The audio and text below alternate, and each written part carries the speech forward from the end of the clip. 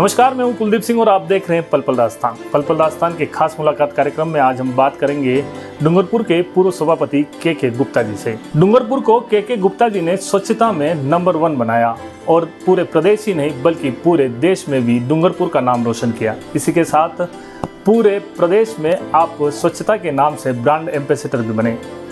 तो चलिए हम बात करते हैं के गुप्ता जी से। सर जी, बहुत बहुत स्वागत है आपका पल पल राजस्थान में। पल पल राजस्थान न्यूज़ चैनल का भी मैं बहुत बहुत धन्यवाद अर्पित करता हूं। आप डूंगरपुर से पूर्व सभापति हैं और स्वच्छता को लेकर आपने डूंगरपुर को 1 नंबर बनाया।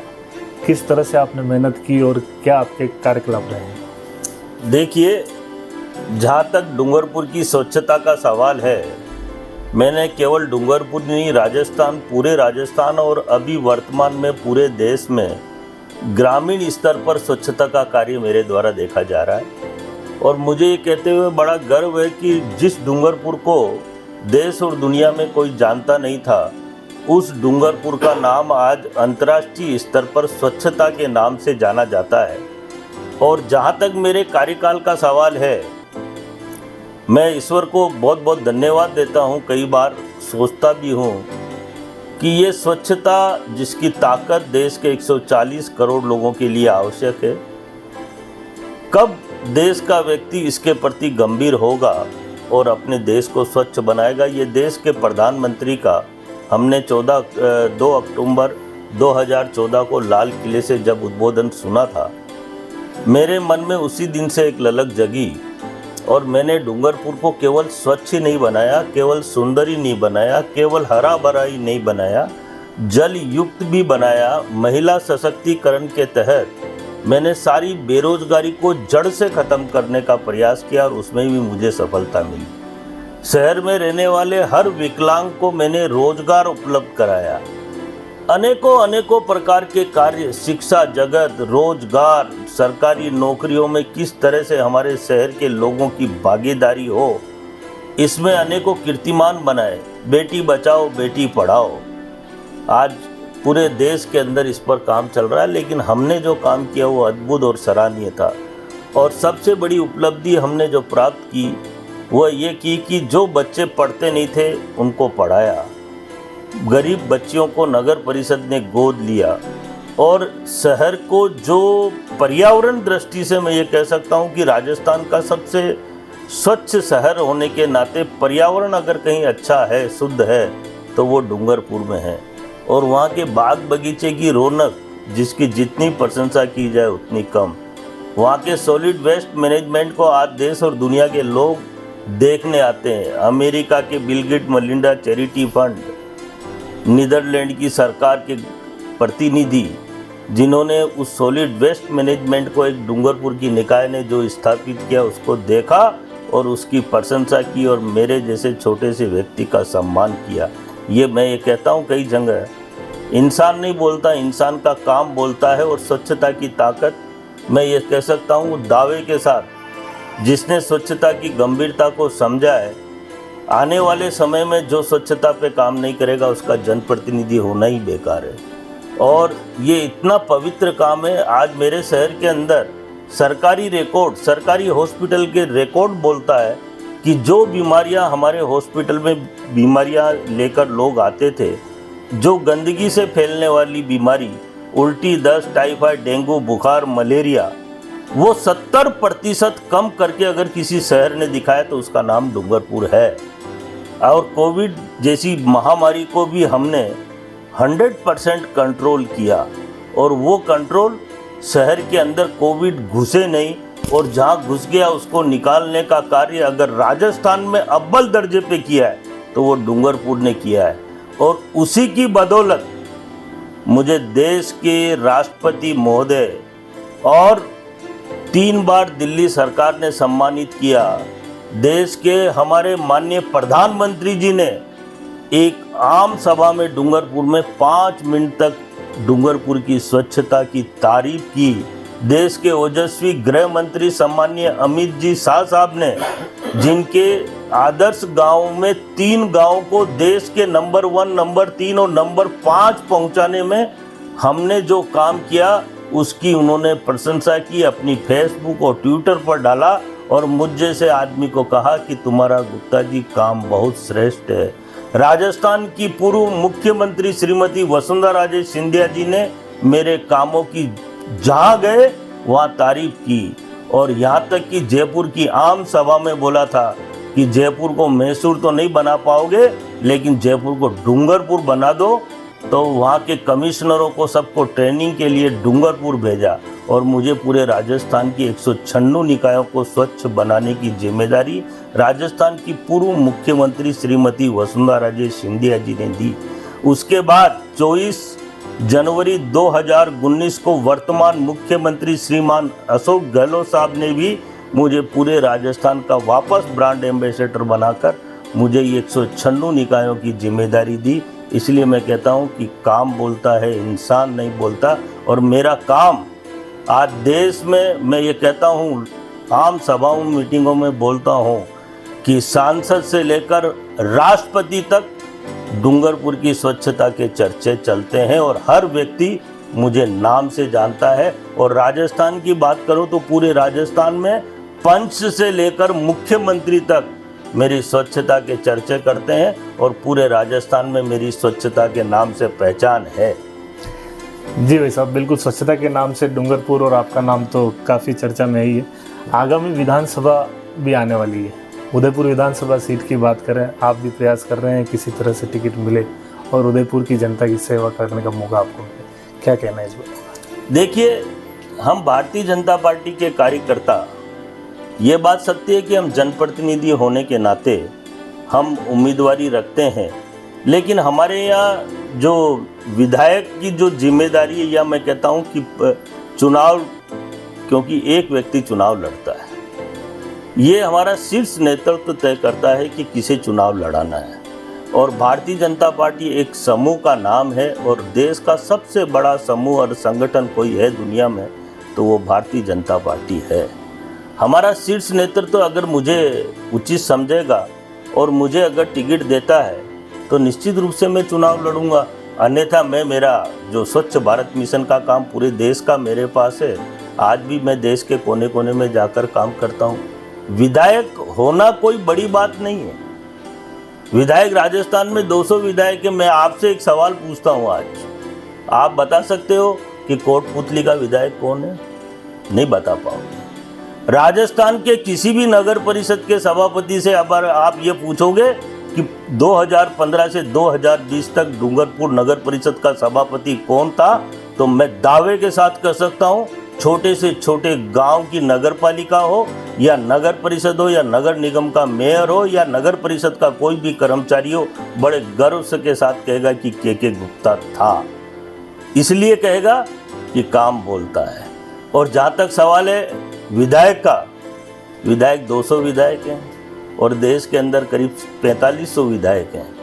जो काम करेगा उसका नाम बोलेगा और उसका काम बोलेगा। मुझे मौका मिलता है कहीं से भी, मैं 1 साल के अंदर अंदर या तो काम करके जनता के सामने वो उदाहरण प्रस्तुत करूंगा जो राजस्थानी नहीं, देश और दुनिया में किसी ने नहीं किया होगा। और अगर नहीं कर पाया तो आज आपके चैनल के माध्यम से जनता को संदेश देता हूं कि पूरे उसी दिन, 1 साल मतलब 365 दिन, 366वें दिन मेरा इस्तीफा मैं स्वयं दे दूंगा, क्योंकि मैं काम करने लायक नहीं। जो काम करे वो आगे आए, ये हमारी इच्छा है और हम काम करके दिखाने की ताकत और ऊर्जा रखते हैं। और ये कोई साधारण काम नहीं है। आज भारतीय जनता पार्टी जो देश की सबसे बड़ी पार्टी है, ये पार्टी ऐसे ही नहीं बनी। ये काम करने वाले लोगों के समर्पण, सहयोग और मैं कह सकता हूँ उनका बलिदान भी कहें तब भी कोई अतिशयोक्ति नहीं, उससे ये पार्टी सींच के बनी है। और इस पार्टी में अगर किसी को विधायक पर काम करने का मौका मिलता है तो निश्चित रूप से मेरी काम की अलग कला है, काम करने का तरीका अलग है। मैं मेरे काम में पूरी तरह से दक्ष हूँ, तो मैं 100% काम करके दिखाऊंगा। जी भाई साहब, आपने कहा 100% काम करके दिखाएंगे।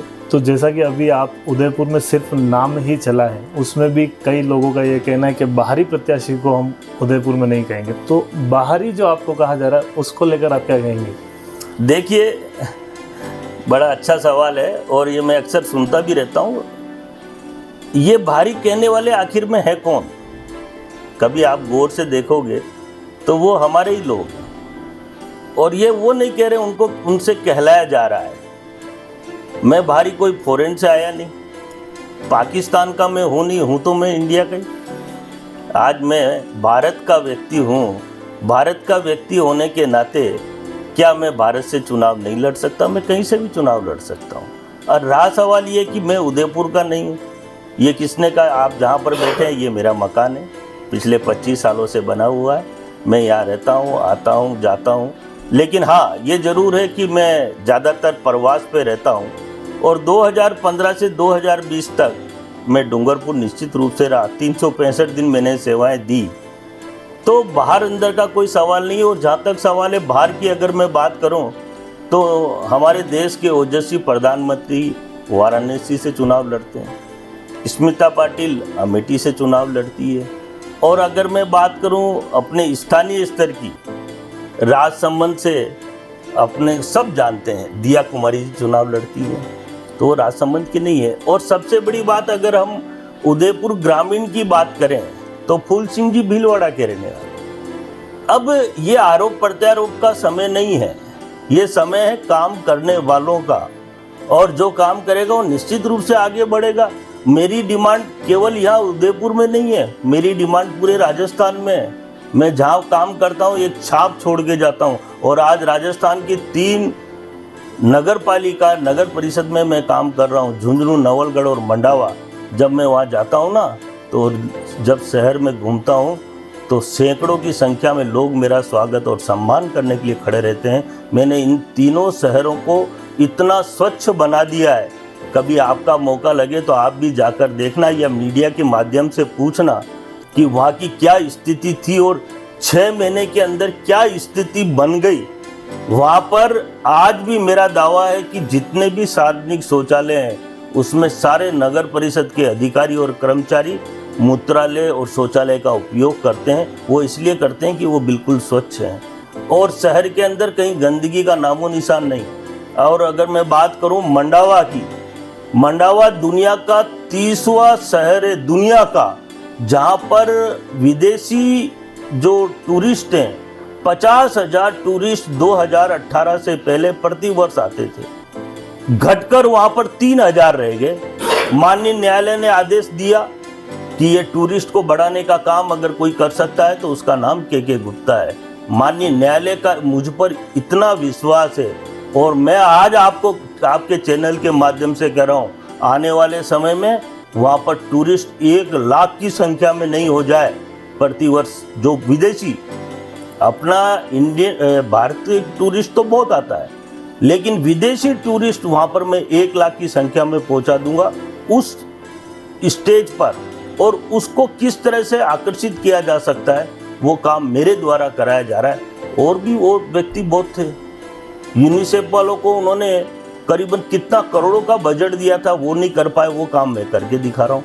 और आज मंडावा बिल्कुल साफ सुथरा, जहाँ पर सड़कें बिल्कुल चौड़ी चौड़ी बन गई, दीवार टू दीवार हमने सड़कें बना दी। सीवरेज के अधूरे काम थे, हमने सीवरेज के काम को एक बेहतरीन क्वालिटी के रूप में वहाँ पर मंडावा में करके एक नया लोगों के सामने एक उदाहरण प्रस्तुत किया। ये काम हम कर रहे हैं ऑलरेडी, और लोग उसकी प्रशंसा कर रहे हैं। रानी सती दादी का मंदिर झुंझुनू के अंदर है, और आज जब टूरिस्ट पहले आता था तो सड़कें टूटी हुई रहती थी, गंदगी चारों तरफ फैलती थी। आज गंदगी का नामो निशान नहीं है। और जब मैं वहाँ जाता हूँ तो मेरे जाने की जो तैयारी होती है, नगर परिषद पूरी ताकत के साथ लग जाता है कि कहीं कचरा इस न्याय मित्र को नहीं दिखना चाहिए। एक भय और एक काम करने का तरीका है जिससे लोग, उसकी पब्लिक तो मेरे साथ है ना। आज भी डूंगरपुर में अगर कोई मतदान में मेरे खिलाफ अगर कोई खड़ा होता है तो मैं ये कह सकता हूँ कि हिंदू, मुस्लिम, सिख, ईसाई 99.99% मत अगर किसी को मिलेगा तो उसका नाम के गुप्ता है। और वो के गुप्ता को नहीं मिल रहा है, उस के गुप्ता के काम को मिल रहा है। 3 साल से लेकर छोटा बच्चा से लेकर 90 साल तक का बुजुर्ग भी आज मुझे बड़े प्रेम के भाव से, सद्भाव से, और मेरे को अपना भगवान मानकर आज भी याद करता है। तो ये काम की बात है। जैसा आपने बताया, न्याय मित्र की तरह मुझे पूछा जाता है, सारी चीज़ की जाती है। उदयपुर में अगर सेवा का मौका आपको जनता देती है या पार्टी देती है, तो किस तरह के काम उदयपुर में भी किए जा सकते हैं? देखिए, उदयपुर ही नहीं, मैं तो कहता हूँ पूरे राजस्थान में काम की जरूरत है। आज स्वच्छता अगर किसी को देखनी है तो मैं कहता हूँ डूंगरपुर जाके देखो। मुझे एक वाक्य याद आता है, माननीय वसुंधरा जी आई थी, अपने यहाँ पर जिला कलेक्टर हुआ करते थे हेमंत जी गेरा, और वो कमिश्नर थे जयपुर के। माननीय वसुंधरा जी ने, मुख्यमंत्री जी ने मुझे मीटिंग के अंदर कहा कि के तुम्हारे यहाँ गंदगी नज़र नहीं आ रही, तो मैंने मैडम को सभा के अंदर कहा कि माननीय मुख्यमंत्री जी, अगर शहर के अंदर कोई एक तगारा कचरा अगर ढूंढ के ले आए तो मैं उसको 5,000 रुपये इनाम देता हूँ। तो उन्होंने आश्चर्य किया, और उन्होंने हेमंत गेरा जैसे सीनियर IAS और उस कमिश्नर साहब को रात को 10 बजे फ़ोन करके सुबह 7 बजे बुलाया डूंगरपुर। ये बात मुझे नहीं मालूम, और 7 बजे बुलाने के बाद ये निर्देश दिए कि पूरे डूंगरपुर शहर के अंदर से एक तगारा कचरा ढूंढ के लाओ। हेमंत गेरा जी कच्ची बस्ती में गए, मुसलमानों की बस्ती में गए, कहीं कचरे का एक दाना नजर नहीं आया। तो मुझे टेलीफोन करके कहा कि यार, माननीय मुख्यमंत्री जी ने मुझे डायरेक्शन दिए और कचरा मुझे मिल नहीं रहा, तो मैं क्या करूं। और मैंने दावा किया था, इस शहर में अगर एक तगारा कचरा मिल जाए तो ये मेरे लिए बहुत बड़ी बात होगी। लेकिन एक तगारा कचरा क्या, एक कहते ना एक आंगन ओखला कचरा भी वो पूरे शहर में नहीं ढूंढ पाए 2 घंटे के प्रयास से। और हमारे शहर की हमने बहुत सारी चीज़ें शहर को दी है। शहर के अंदर एक लाइट बंद होती तो रात को 12 बजे भी नगर परिषद का कर्मचारी उस लाइट को चालू करता था। तो शहर इसलिए याद करता है। बगीचे, अगर हमारे आपके हरे बगीचे के अंदर आज भी बगीचों की वो हरियाली देखी जाए तो मैं कह सकता हूँ राजस्थान के अंदर कोई राजस्थान का बगीचा हमारे एक बगीचे की तुलना में नहीं है। तो ये काम की ताकत है। हमारे यहाँ सड़कें, हमने रात को सड़क टूटती थी, रातों रात हम रिपेयर करते थे। बारिश के अंदर सड़कें टूटना, मैं ये नहीं कहता कि कोई काम कोई दूसरा नहीं कर सकता, मेरे से अच्छा काम करने वाला भी होगा कोई व्यक्ति, लेकिन उसकी इच्छा शक्ति कितनी मजबूत है और या वो उन विषम परिस्थितियों में काम कर सकता है या नहीं कर सकता है, वो करके हमने दिखाया। इसलिए पूरे राजस्थान, पूरे देश में बोलबाला हुआ। मुझे आज उदयपुर को जैसे जो कमियां हैं, मैं 1 साल में पूरा नहीं कर पाया तो मैं स्वयं इस्तीफा दे दूंगा। ये आपके चैनल से मैं कर रहा हूँ घोषणा। आज हमारा पर्यटक आता है तो पर्यटक स्थलों को हमें कैसे सुंदर बनाना है, ये कोई बताने की बात नहीं। पर्यटक आए और उस स्थल पर बैठ जाए, वो उठने का नाम नहीं ले। हम उस तरह से पर्यटक, मेरे शहर के अंदर म्यूजिकल फाउंटेन चलते थे। कोई इसलिए नहीं कह रहा कि मुझे चुनाव लड़ना है। आप पता करना, अगर एक भी बात असत्य निकल जाए। 365 दिन मेरे म्यूजिकल फाउंटेन चलते थे, 365 दिन। अगर कोई फाउंटेन रात को खराब होता था, रात को रिपेयर होता था। जनता के सामने वो उदाहरण प्रस्तुत किया। गंदगी कितना भी बड़ा कार्यक्रम हो, किसी की मजाल थी सड़कों पे गंदगी फैला दे। बाग बगीचे, शहर का एक भी बच्चा, पहले माँ बाप बच्चों को टीवी और मोबाइल पे लगाए रखते थे, क्या करें बच्चे, जाए कहाँ। हमने जब से कमान संभाली थी 2015 से, शहर का एक भी छोटा बच्चा शाम को 5 बजे होने का इंतजार करता था। थोड़ा सा अंधेरा, मतलब वो कहते ना, हाँ, तो 6 बजते तो घर से बाहर और बगीचों के अंदर आ जाते थे। बगीचों में हमने नए नए आयाम दिए बच्चों को झूलने के लिए, बच्चों को रिपसनी, झूले और अच्छा वातावरण। जिम के साधन, माता पिता जिम करें, बच्चे झूले झूलें और लोग घासों में घूमें, और घास भी वो घास, मैं आज भी दावे के साथ कह सकता हूँ, इतने लंबे लंबे चौड़े हमारे बगीचे थे, उसमें एक स्पॉट कहीं आपको वाइट घास का नजर नहीं आ सकता। एक स्पॉट पूरे बगीचे में। इतनी तीखी नज़र से हम काम करते थे। तो ऐसा काम हम करना जानते हैं और करेंगे, मौका मिलेगा। सार्वजनिक टॉयलेट, मेरे सार्वजनिक टॉयलेट की तारीफ पूरी दुनिया में होती है। मैंने उनमें एसी लगाए तो लोगों ने मेरे को कहा कि नगर परिषद का पैसा खराब कर रहे हैं। सारे सार्वजनिक टॉयलेटों के अंदर एसी लगाए।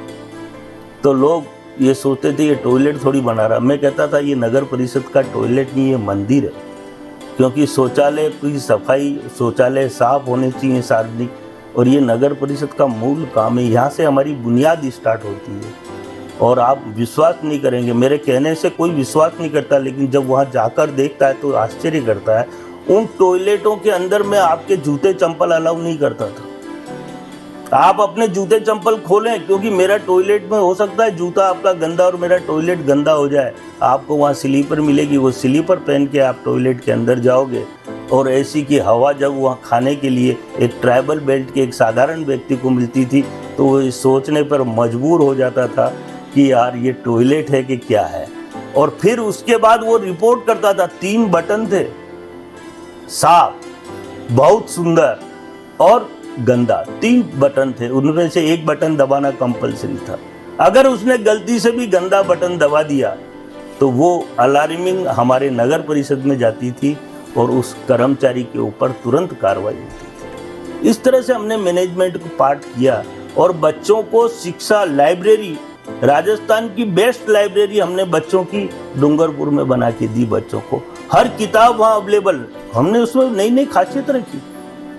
आज हमारा ट्राइबल बेल्ट का गरीब आदिवासी बच्चा वो पढ़ने के लिए कहाँ जाएगा, उसको कैसे पढ़ाया जाए, कैसे उसको आगे लाया जाए, हमने उस लाइब्रेरी के अंदर एक सिस्टम डेवलप किया।